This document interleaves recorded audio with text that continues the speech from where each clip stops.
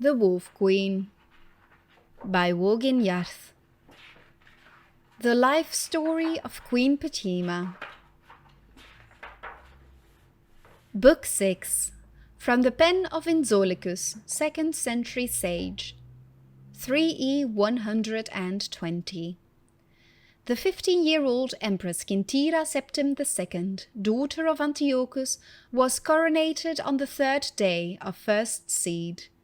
Her uncles Magnus, king of Lilmoth, and Sepphoris, king of Gilane, were in attendance. But her aunt, Potema, the Wolf Queen of Solitude, had been banished from the court. Once back in her kingdom, Queen Potema began assembling the rebellion, which was to be known as the War of the Red Diamond. All the allies she had made over the years of disgruntled kings and nobles joined forces with her against the new empress. The first early strikes against the empire were entirely successful. Throughout Skyrim and northern High Rock, the imperial army found themselves under attack.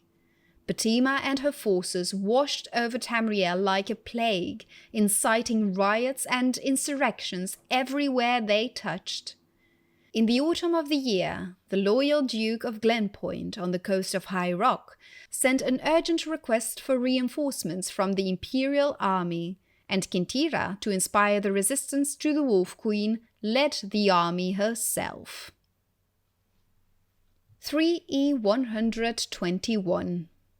"We don't know where they are," said the Duke, deeply embarrassed. "I've sent scouts out all over the countryside. I can only assume that they've retreated up north upon hearing of your army's arrival." "I hate to say it, but I was hoping for a battle," said Quintira. "I'd like to put my aunt's head on a spike and parade it around the empire. Her son Uriel and his army are right on the border of the imperial province, mocking me. How are they able to be so successful? Are they just that good in battle, or do my subjects truly hate me?" She was tired after many months of struggling through the mud of autumn and winter. Crossing the Dragontail Mountains, her army nearly marched into an ambush. A blizzard snap in the normally temperate barony of Yunnan was so unexpected and severe that it must certainly have been cast by one of Potema's wizard allies. Everywhere she turned, she felt her aunt's touch. And now, her chance of facing the Wolf Queen at last had been thwarted. It was almost too much to bear. "It is fear, pure and simple," said the Duke. "That is her greatest weapon." "I need to ask," said Quintira, hoping that by sheer will she could keep her voice from revealing any of the fear the Duke spoke of. "You've seen the army. Is it true that she has summoned a force of undead warriors to do her bidding?" "No. As a matter of fact, it's not true. But she certainly fosters that rumor. Her army attacks at night, partly for strategic reasons, and partly to advance fears like that. She has, so far as I know, no supernatural aid other than the standard battle mages and nightblades of any modern army." "Always at night," said Quintira thoughtfully. "I suppose that's to disguise their numbers." "And to move her troops into position before we're aware of them," added the Duke. "She's the master of a sneak attack.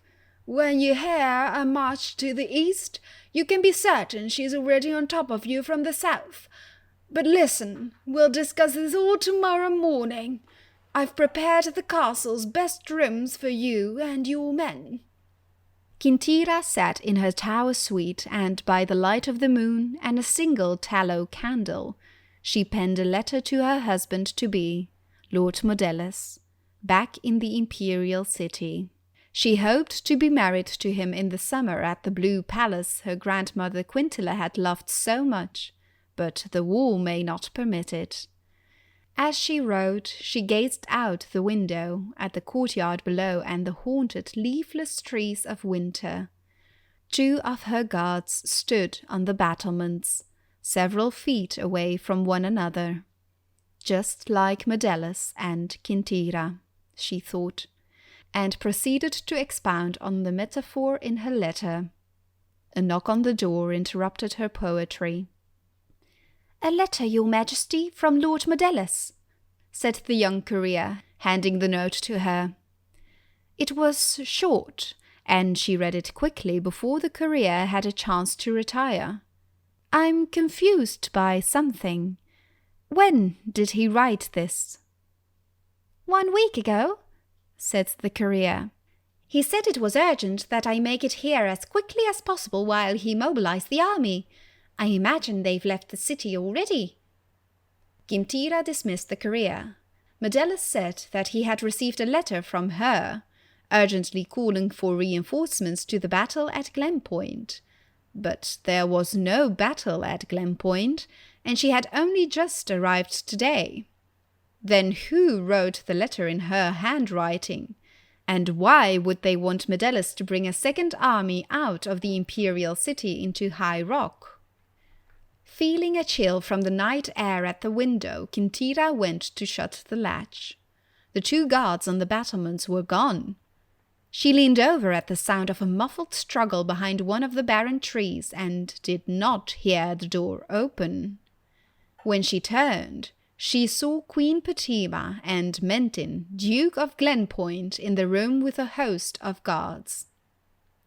"You move quietly, Aunt," she said after a moment's pause. She turned to the Duke. "What turned you against your loyalty to the Empire?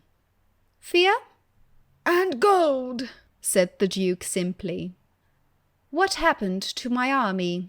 asked Kintira, trying to look Potema steadily in the face. "Is the battle over so soon?" "All your men are dead," smiled Potema. "But there was no battle here, merely quiet and efficient assassination.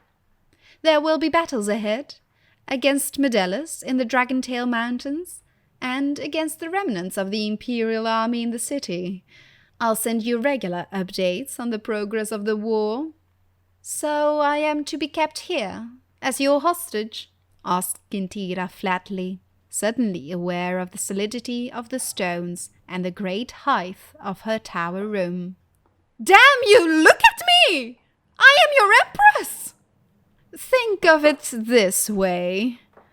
I'm taking you from being a 5th-rate ruler to a 1st-rate martyr," said Potema with a wink.